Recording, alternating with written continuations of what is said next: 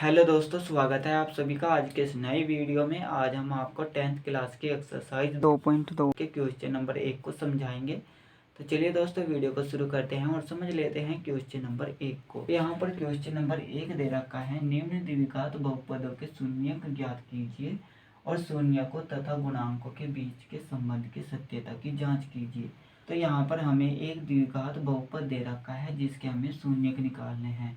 शून्यक निकालने के लिए सबसे पहले हमें क्या करना है, इस द्विघात बहुपद को द्विघात समीकरण बनाना है। तो द्विघात समीकरण किस तरह का होता है, ax² plus bx plus c बराबर में 0। ये होता है द्विघात समीकरण। ठीक है, तो यहाँ पर अगर हम द्विघात बहुपद के बराबर में 0 कर दे तो यह हो जाएगा द्विघात समीकरण। ठीक है, अब हमें क्या करना है, जो पहला पद है और लास्ट का पद है इन दोनों की आपस में गुणा करनी है। तो ये हो जाएगा 3x² और गुणा करनी है -4 से। तो यहाँ से क्या आएगा, प्लस और माइनस माइनस होता है, यानी कि गुणा के अंदर हम क्या करते हैं, चिन्ह लगाते हैं। तो ये हो जाएगा माइनस, इन दोनों की आपस में गुणा कर देंगे, 3 चौक 12 हो जाएगा x²। ठीक है, अब हमें क्या करना है, जो बीच का पद है -x के ऐसे दो टुकड़े करने हैं जिनको जोड़ने के बाद -x आ जाए और गुणा करने के बाद -12x² आ जाए।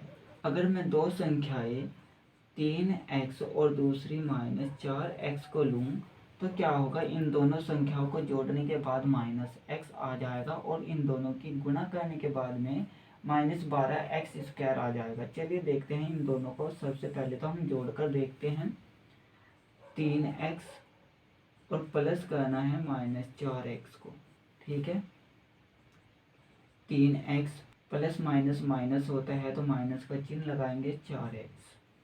ठीक है, प्लस माइनस माइनस होता है तो हम क्या करेंगे, बड़ी संख्या में से छोटी संख्या को घटाएंगे। घटाना कब है, जब आधार एक जैसे होते हैं और उनकी घात भी एक जैसी होती है। तो यहाँ पर देखिए x यानी कि आधार एक जैसे हैं और यहाँ पर घात भी एक जैसी है, यानी कि x की घात 1 है और यहाँ पर भी x की घात 1 है। तो हम क्या करेंगे, x को तो हम रखेंगे ही। और यहाँ पर देखिए बड़ी संख्या कौन सी है, 4। 4 में से छोटी संख्या को घटाएंगे, यानी कि 3 को। 4 में से 3 घटाएंगे तो 1 आएगा। ठीक है, अब देखिए कौन सी संख्या बड़ी है, माइनस की, तो हम यहाँ पर माइनस का चिन्ह लगा देंगे। यानी इन दोनों संख्याओं को जोड़ने के बाद हमारे पास आ गया -x। ठीक है, यानी कि बीच का पद आ गया। अगर हम इन दोनों संख्याओं की गुणा कर दे तो हमारे पास आना चाहिए -12x²। तो गुणा करेंगे 3x -4x। ठीक है, प्लस और माइनस माइनस होता है, यानी कि माइनस का चिन्ह लगाएंगे, इन दोनों की गुणा करेंगे, 3 चौक 12, ये हो जाएगा x²। गुणा में क्या होता है, जब आधार एक जैसे होते हैं तो गुणा में घात जुड़ जाती है। तो यहाँ पर देखिए x की घात 1 है और यहाँ पर भी x की घात 1 है, तो ये दोनों घात जुड़ जाएगी, ये हो जाएगी 2। ठीक है, यानी जब हमने 3x और -4x दो संख्याओं को लिया, इन दोनों को जोड़ने के बाद बीच का पद आ गया -x और गुणा करने के बाद आ गया -12x²। तो हम क्या करेंगे, पहले पद को और लास्ट के पद को ज्यों का त्यों रखेंगे, ये हो जाएगा 3x²। -x के स्थान पर हम रखेंगे इन दोनों संख्याओं को, +3x -4x।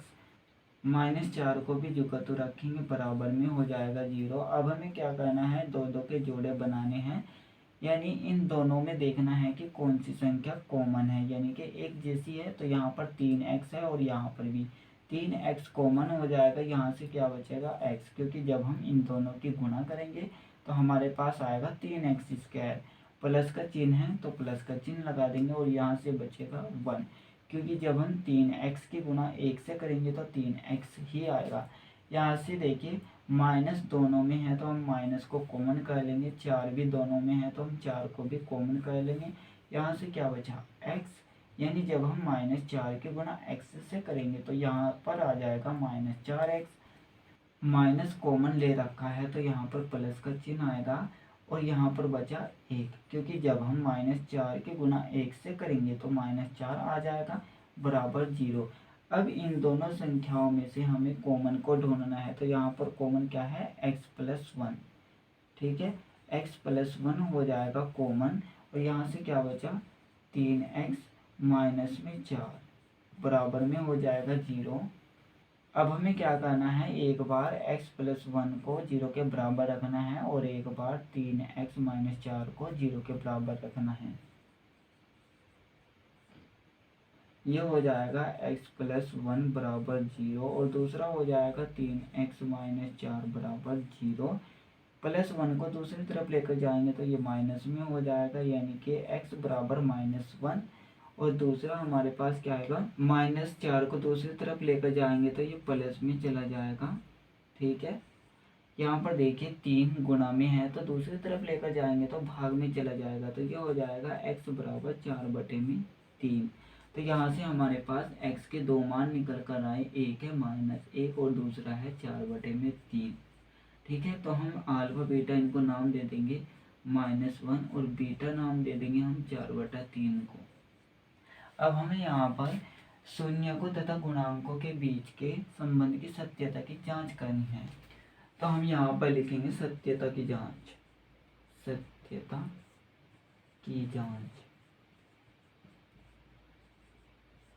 ठीक है, पहला फॉर्मूला क्या होता है, अल्फा प्लस बीटा बराबर में होता है -b/a, और दूसरा फॉर्मूला क्या होता है, अल्फा बीटा बराबर में होता है c/a। ठीक है, पहले फॉर्मूले का यूज करेंगे, अल्फा प्लस बीटा बराबर अल्फा क्या है -1 प्लस बीटा क्या है 4/3। ठीक है, अब देखिए अगर एक संख्या बटे में लिखी हुई है तो हम दूसरी संख्या को भी बटे में कर लेते हैं।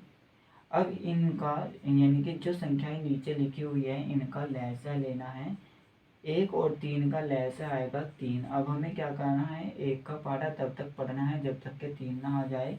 अगर हम 1 का पहाड़ा 3 बार पढ़े तो हमारे पास 3 आ जाएगा। अब इस 3 की गुना ऊपर करनी है -1 में, तो ये आएगा -3, प्लस का चिन्ह लगाएंगे। अब 3 का पहाड़ा तब तक पढ़ना है जब तक कि 3 ना आ जाए। अगर 3 का पहाड़ा एक बार पढ़े तो 3 आ जाएगा, यानी इस 1 की गुना हमें ऊपर करनी है 4 में, तो हमारे पास 4 आ जाएगा। माइनस और प्लस माइनस होता है, यानी कि बड़ी संख्या में से छोटी संख्या को घटाना है।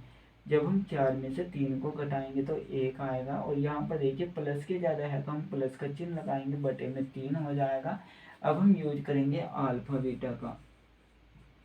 ठीक है, अल्फा क्या है -1 और गुना बीटा क्या है 4/3।